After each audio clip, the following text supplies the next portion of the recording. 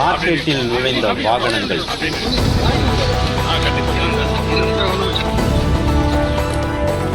தங்கைக்காக வந்த ஸ்டாலின்.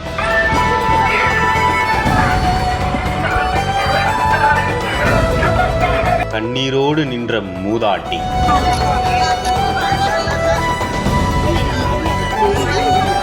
அடுத்தடுத்து நடந்த சுவாரஸ்யம். நிகழ்ச்சியில் தூத்துக்குடி மக்கள்.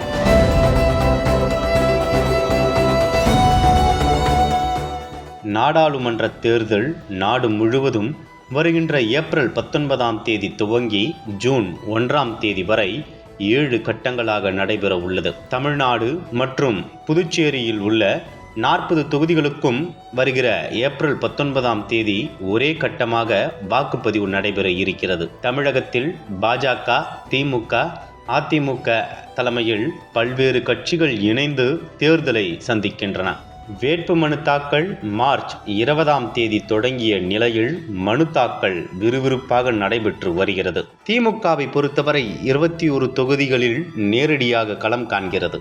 இது தவிர நாமக்கலில் உதயசூரியன் சின்னத்தில் கோமதேக போட்டியிடுகிறது. இந்த கட்சியை தவிர்த்து மற்ற கட்சிகள் அவரவர் கட்சியின் சின்னத்திலேயே போட்டியிடுகின்றனர்.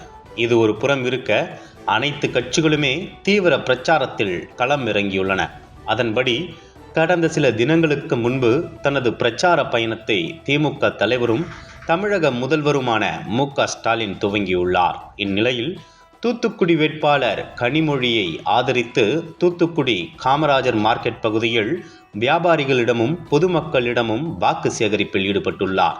முதல்வர் பிரச்சாரத்திற்கு வந்துள்ளதால் தூத்துக்குடி வடக்கு மாவட்ட திமுக செயலாளரும் சமூக நலன் மகளிர் உரிமைத்துறை அமைச்சருமான பே.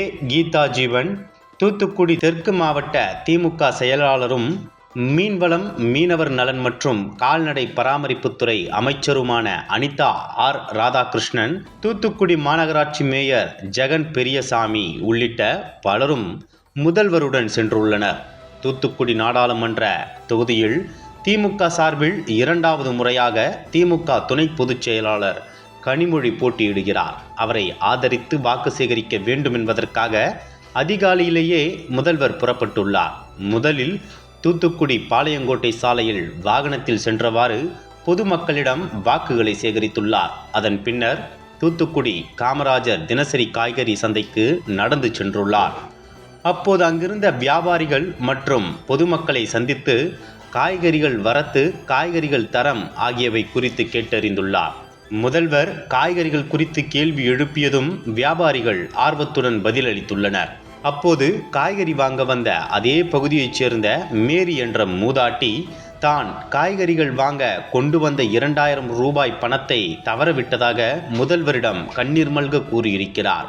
உடனடியாக அந்த பெண்ணிற்கு தமிழக முதல்வர் 2000 ரூபாய் கொடுத்துள்ளார். பின்னர் பிரச்சார வாகனம் மூலம் தூத்துக்குடி பள்ளிவாசல் வழியாக சென்றிருக்கிறார். அப்போது சாலையில் சென்றவர்களிடம் வாக்குகளை சேகரித்துள்ளார். இதனையடுத்து தூத்துக்குடி லைன்ஸ்டோன் பகுதியில் வீதி வீதியாக சென்று தமிழக முதல்வர் மு.க. ஸ்டாலின் பொதுமக்களை சந்தித்து வாக்குகள் சேகரித்துள்ளார்.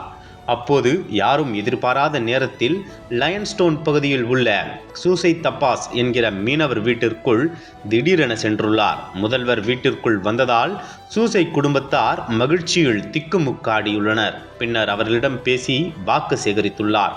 அதன் பின்னர் அந்த மீனவர் வீட்டில் அமர்ந்து தேநீர் அருந்தியுள்ளார். அதன் பின்னர் தூத்துக்குடி மாநகர பகுதியில் உள்ள முக்கிய சாலைகள் வழியாக வாகனத்தில் சென்றபடி கனிமொழியை ஆதரித்து பொதுமக்களிடம் வாக்குகளை சேகரித்துள்ளார். இந்த வாக்கு சேகரிப்பின் போது பொதுமக்கள் செல்ஃபி எடுத்தும் கைகளை கொடுத்தும் மகிழ்ந்துள்ளனர். தூத்துக்குடி பகுதியில் முதல்வர் மு.க. ஸ்டாலின் வீதி வீதியாக நடந்து சென்று வாக்கு சேகரித்ததால் பொதுமக்கள் உற்சாகமடைந்துள்ளனர். அனல் பறக்கும் செய்திகளை அப்டேட் செய்து கொள்ள நக்கீரன் களத்தை இப்பவே சப்ஸ்கிரைப் பண்ணுங்க.